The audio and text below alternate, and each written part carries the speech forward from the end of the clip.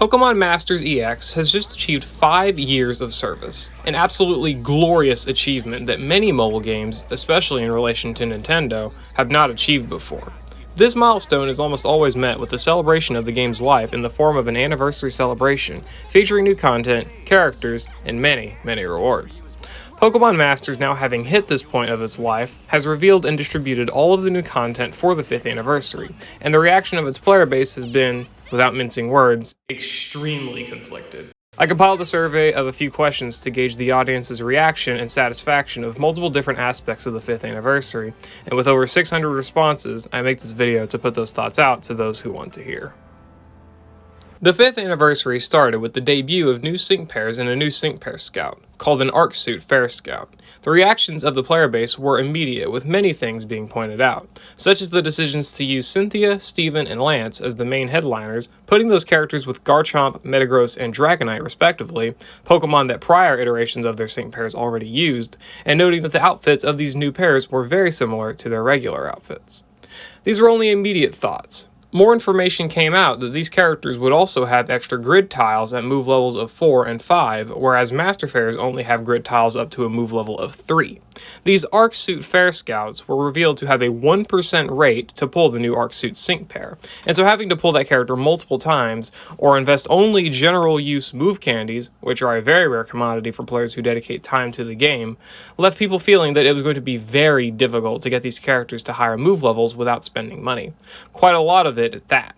On top of it all, the reveal that, for the first time ever since the game's inception, the scout points for an Arc Suit Fair Scout would be increased to 500 over 400, meaning players would have to spend a minimum of 45,600 gems to guarantee one of the new sync pairs, over the prior 36,400. I'm not an expert on mobile games, but it doesn't take a lot to know that decreasing the player's chances to obtain a character with no extra incentive is something that is going to make many people upset. As seen from the poll results here, over 80% of the surveyors voted 1 or 2 in their levels of satisfaction for the implementation of Arc Suit Fair Scouts, with most of the typed feedback being in relation to the increase in scout points. Some of the feedback from the surveyors is to both revert the change back to 400 scout points and also increase the rewards for the scout, to where they still feel like most premium and quote divine scouts to pull for. Disregarding the Arc Suit Fair Scouts for a moment, my next point will be over the Arc Suit Sync pairs, specifically the choices of Cynthia, Lance, and Steven, and their partners of Garchomp, Dragonite, and Metagross. As shown by the survey data, people were very middle of the road on these picks. These mixed reviews were warranted by what people are claiming to be, quote, reskinned versions of these characters as original Pokefair Sync pairs, released years ago. Most of the criticism seems to be about the fact that they are the same combination of trainer and Pokemon, and that if even just the Pokemon had been different, the outlook could have been very, very different. There have also been points made about the sync move animations for the Pokemon still being the same as usual. While I personally can admit that the original sync move animations are quite good, these new 5th anniversary headlining sync pairs should have had more spice to their sync move, despite the same pairing of trainer and Pokemon. I've seen quite positive reviews of the characters as kits, which is fair as these characters are supposed to be the best of the best. Lance is an extremely strong damage dealer with solid sustainability for himself and good offensive enhancing prowess with defensive debuffing. Cynthia is an absolutely ludicrous damage-centered character focused on extremely high powered AoE damage and setting of Ground, Zone, and Sandstorm. While Steven excels in defensive utility for the whole team and offensive enhancement in the form of Steel Rebuff and Sync Move and physical moves up next, but can act as a jack of all trades with his damage-oriented properties and disruption via flinching. So in terms of how these characters can perform, they are very, very impressive. Though of course that would mostly end up requiring or heavily preferring investment, which as previously stated, requires candies or a lot of gems. And despite attempting to disregard the scouts themselves, many people's opinions on these sync pairs themselves have certainly been made because of the controversy around the Arc Suit Fair Scout, leading to a kind of domino effect that ends up dampening the overall objective look at these sync pairs in some regard. Previously being hinted at, the amount of gems made obtainable during the 5th anniversary has been one of the biggest deal breakers for many players, and I can't really put into words how much it, plus the increase in scout points for Arc Suit fairs, has left everyone extremely frustrated. Players have reinforced the sentiment, a la this feedback survey, with a resounding 86% of surveyors responding negatively to how many non-paid gems were made available during the anniversary's duration. From August 28th to the end of September, roughly 25,000 non-paid gems were given away via different events. There may be some room for error in this number, so I'll use a generous 30,000 gems to reinforce my point. The month of September featured 9 new limited sync pairs obtainable via non-paid gems. And while I don't expect a new player to be able to obtain every new sync pair, 4 of these sync pairs had a 1% featured rate, and 2 of them had 1.5% featured rates on a split scout. Furthering this, 3 of those 1% rate characters, the Arcsuit Fair Scouts, had a cap of 500 scout points to be able to guarantee the new character. Going back to that 45,600 minimum gem requirement, that means that someone who is utilizing just the rewards obtained from the anniversary can barely make it halfway through the scout points and almost all of the time designated for these scouts. Certainly not allowing them to reach scout points without having to buy either paid gems or to re-roll their account utilizing the gems from being a new player. I'm not even considering trying to use gems to invest in multiple copies of these sync pairs either, which would require far more gems than just what might be needed to get the character themselves from maxing out scout points. Again, just to be crystal clear, I don't expect a free player to be able to reasonably obtain all or even a majority of a month's new sync pairs, but 30,000 gems barely gives players a probable chance to obtain just one of these new characters, and again, it is not even guaranteed, as shown. Also, some of these gems are obtained via difficult methods, such as Ultimate and Extreme battles, making it harder for new or returning players to obtain even all of the estimated 30,000 gems available. The biggest fix for this is to simply increase the amount of gems made available, maybe 46,000 minimum to at least guarantee a new Arcsuit sync pair. I don't think that's unreasonable, considering it is only one copy guaranteed and you would still have to spend more gems or use the elusive candies to upgrade them to higher move levels, which they all very much appreciate. So guaranteeing even only one copy of them would have been made quite satisfying. I can say that I appreciate the massive increase in story rewards which were given out at the beginning of August, but even these rewards were mitigated by the release and re-release of 4 total Master Fair sync pairs prior to the Arcsuit sync pair's arrival. I next asked about the thoughts on resources other than gems' level of obtainability, and most people responded in middle or positively. This was mostly in regards to scout tickets, move candy coins, roll cake coins, 5-star power-ups, and other things used to make sync pairs stronger. People seem to be very pleased with the system of being able to get new rewards every single day for 5 coins.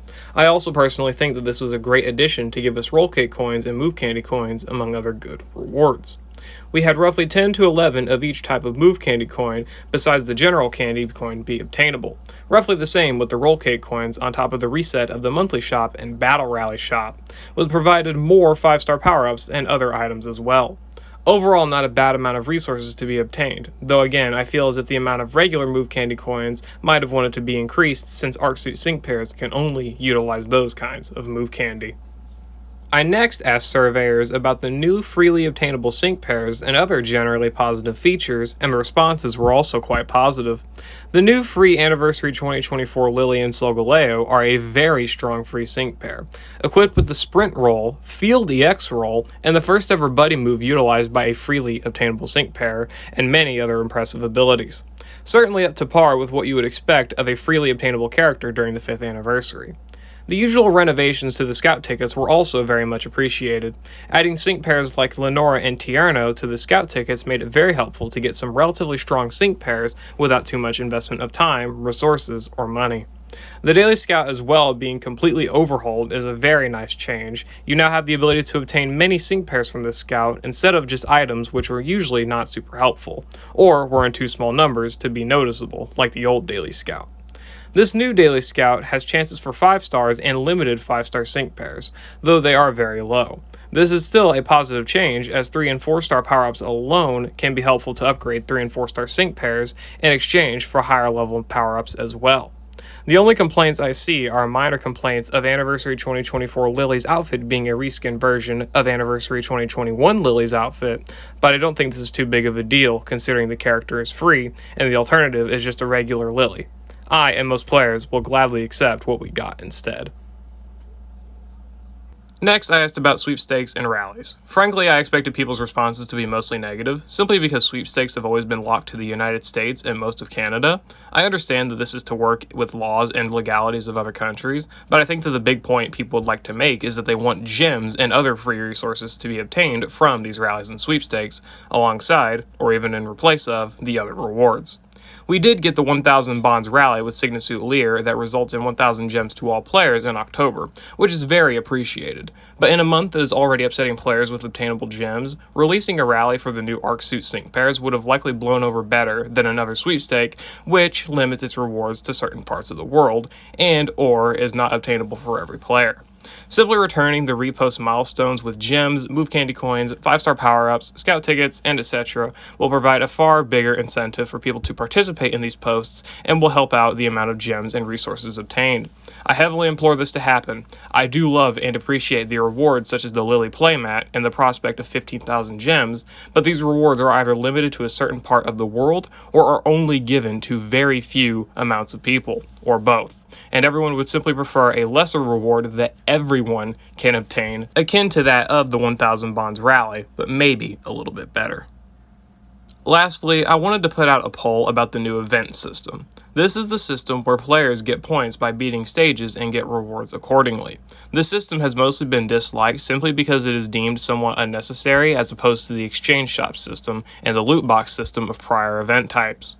Most of the criticism comes from where you need to utilize more stamina because you are forced to obtain rewards that you would mostly be relegated to selecting otherwise with the exchange shop system.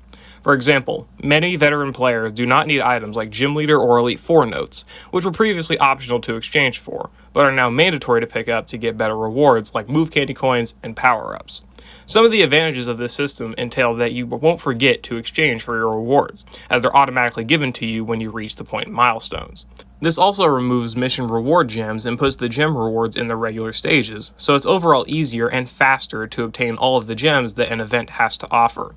You also spend less stamina if you prefer to take your time to do an event, estimated by sages, where you can get most of the points by doing the daily extreme battle every day. So there is a system of rewarding patience instead of rushing to get everything done, so you can better manage stamina on a day-to-day basis. It's also beneficial in the rare case where we get events with 3 characters, like Clara, Avery, and Greta's semi-recent event. So you get the best rewards for the least amount of stamina possible. The disadvantages come to where, if you want the rewards as soon as possible, it is significantly more expensive in stamina and takes more time than if you were to simply be able to exchange for the rewards you want to select first, like in the exchange shop system. So while there are advantages to the point system, many players would simply prefer the ability to choose what rewards to exchange for, as it can be helpful for getting that last move candy coin to get a move candy and upgrade a sync pair that you want, for example. All in all, to wrap up this video, the players have made their opinions quite clear about most aspects of the 5th anniversary of Pokemon Masters EX, the biggest points of contention being the overall controversy of the Arc-Suit Fair Scouts and Arc-Suit Sync pairs, combined with a lack of gems, have been the driving factor in making many consider this to be one of the worst states that the game has been in. It's obvious that through this feedback, constructive or not, people really do like this game and want it to succeed, but these decisions being made have left people feeling neglected, and as if the game they have sunk so much time and effort in, and sometimes even money, will all be in vain really soon. I know that as a player of Pokemon Masters EX, I want the absolute best, but even I can't sit down here and say nothing. So I presented all of the points that I wanted to make, and I hope that they can be utilized to make Pokemon Masters EX a better game for its audience and future audience to come. Thank you for watching. I hope you all enjoyed.